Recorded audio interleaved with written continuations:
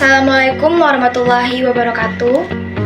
Perkenalkan, nama saya Siti Naila Putri Ayu dengan NIM 2302112343. Saya Afia Trisnia dengan NIM 2302125903. Saya Wulan Safira dengan NIM 2302126815. Saya Findra Salwani dengan NIM 23021259. Saya Elsa Andini dengan NIM 2302113951. Nama saya Mesir Putri Andini dengan NIM 2302125939. Saya akan menjelaskan materi tentang latar belakang pemimpin perubahan dan pengertian pemimpin perubahan.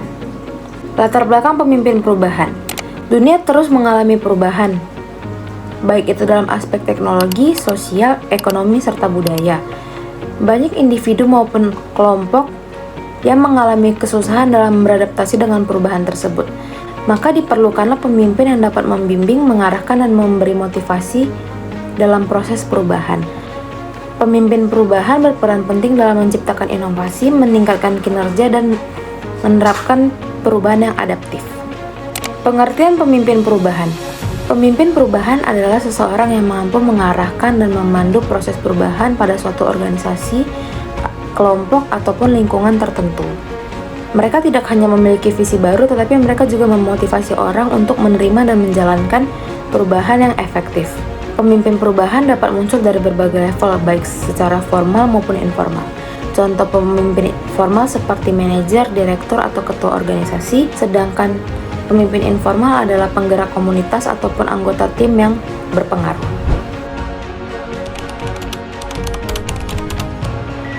Baiklah, materi selanjutnya yaitu karakteristik pemimpin perubahan. Nah, ada beberapa karakteristik utama yang dimiliki oleh seorang pemimpin perubahan. Nah, yang pertama yaitu memiliki visi yang jelas. Nah, seorang pemimpin harus memiliki visi dan gambaran masa depan yang jelas mengenai perubahan yang ingin ia capai. Yang kedua, berpikir strategis. Seorang pemimpin harus mampu menganalisa suatu situasi yang kompleks, mengidentifikasi peluang serta tantangan yang akan dihadapi, dan mampu merumuskan strategi yang baik untuk dapat mencapai tujuan perubahan. Yang ketiga, memiliki kemampuan komunikasi yang efektif. Seorang pemimpin harus dapat dan mampu menjelaskan dengan baik visi, strategi, serta tujuannya kepada para anggotanya dan mampu menerima serta merespon berbagai kekhawatiran dan masukan dari para anggotanya. Selanjutnya yang keempat yaitu empati dan kesadaran diri. Seorang pemimpin harus mengerti perasaan, kebutuhan, serta perspektif orang lain dan sadar akan kekuatan serta kelemahan dirinya dan apa dampaknya terhadap orang lain. Selanjutnya yang kelima yaitu mampu menginspirasi dan memotivasi para anggotanya. Seorang pemimpin harus mampu membangkitkan antusiasme, optimisme, serta komitmen para anggotanya dalam menjalani perubahan dengan memberikan pengakuan, dukungan, serta penghargaan. Selanjutnya yang keenam yaitu integritas dan kepercayaan. Seorang pemimpin harus bersifat jujur, etis, dan konsisten terhadap nilai-nilai yang ia yakini dan mampu membangun rasa kepercayaan serta rasa hormat dari para anggotanya. Selanjutnya yang ketujuh hal yang terakhir yaitu ketangguhan dan kemampuan dalam menghadapi hambatan. Nah, seorang pemimpin harus mampu menghadapi berbagai tantangan, tekanan, serta ketidakpastian dalam proses perubahan dengan gigih dan tidak mudah menyerah. Selanjutnya adalah peran penting pemimpin dalam perubahan. Pemimpin memegang peran penting dalam perubahan karena jika pemimpin tersebut tidak ingin maju dan berkembang mengikuti perubahan, maka suatu perusahaan atau organisasi tersebut akan monoton atau berada di tempat saja dan tidak mengikuti perkembangan teknologi. Pemimpin yang baik adalah pemimpin yang ingin terus berkembang dan maju mengikuti era saat ini. Nah, berikut adalah beberapa peran penting pemimpin dalam suatu perusahaan atau organisasi. Pertama, pemimpin berperan sebagai visioner yang menetapkan arah perubahan. Pemimpin memberikan visi yang jelas dan baik bagi perusahaannya. Pemimpin juga seharusnya melakukan komunikasi yang baik kepada seluruh tenaga kerjanya. Kedua, pemimpin berperan sebagai agen perubahan. Pemimpin juga ikut andil dalam perubahan yang ingin dia terapkan. Pemimpin tidak hanya mengatur dan menyuruh apa yang seharusnya dilakukan, yang harusnya dirubah oleh para karyawan, tetapi pemimpin juga harus ikut turun andil melakukan perubahan yang pemimpin tersebut inginkan. Ketiga, pemimpin harus menjadi komunikator yang efektif. Pemimpin tidak hanya perlu memberi arahan-arahan saja, namun pemimpin juga perlu mendengar apa saja keluhan-keluhan dari para bawahan. Dalam suatu perubahan, tidak mungkin perubahan tersebut berjalan begitu saja tanpa adanya penolakan dari para karyawan.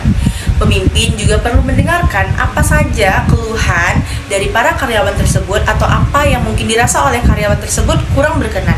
Lalu pemimpin bisa memberikan arahan-arahan dan memberikan masukan kepada semua penolakan-penolakan yang dilakukan oleh para karyawan. Yang terakhir, pemimpin juga berperan sebagai penyemangat dan pemberi dukungan. Pemimpin yang baik adalah pemimpin yang terus mendukung dan mengapresiasi apapun yang dilakukan oleh para karyawan-karyawannya. Strategi dalam memimpin perubahan, tentunya kita memiliki strategi yang baik untuk suatu perubahan. Nah, yang pertama, memiliki visi yang baik. Nah, yang kedua, memiliki interaksi positif. Yang ketiga, memiliki fleksibilitas. Yang keempat, mendorong kreativitas seperti memiliki ide-ide baru yang positif. Nah, yang terakhir, memanfaatkan teknologi, contohnya menggunakan data dan teknologi untuk membantu proses perubahan.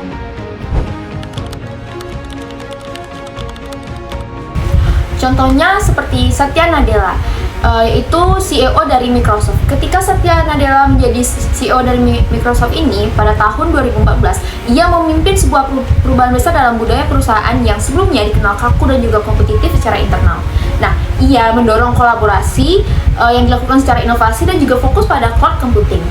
Di bawah kepemimpinannya, Microsoft bertransformasi menjadi sebuah perusahaan yang lebih terbuka, adaptif, dan juga kembali tumbuh secara signifikan. Nah, kemudian ada beberapa poin kunci perubahan yang dilakukan oleh Satya Nadella. Yang pertama itu adalah mengubah budaya organisasi menjadi lebih inklusif dan juga kolaboratif. Yang kedua itu adalah mengalihkan fokus bisnis ke teknologi cloud. Yang ketiga adalah mendorong pembelajaran berkelanjutan di dalam suatu organisasi. Kesimpulannya, kepemimpinan bukan hanya tentang memegang kekuasaan, tetapi tentang bagaimana memberikan dampak positif juga menginspirasi orang lain dalam berbagai aspek kehidupan, baik dalam skala kecil maupun skala besar.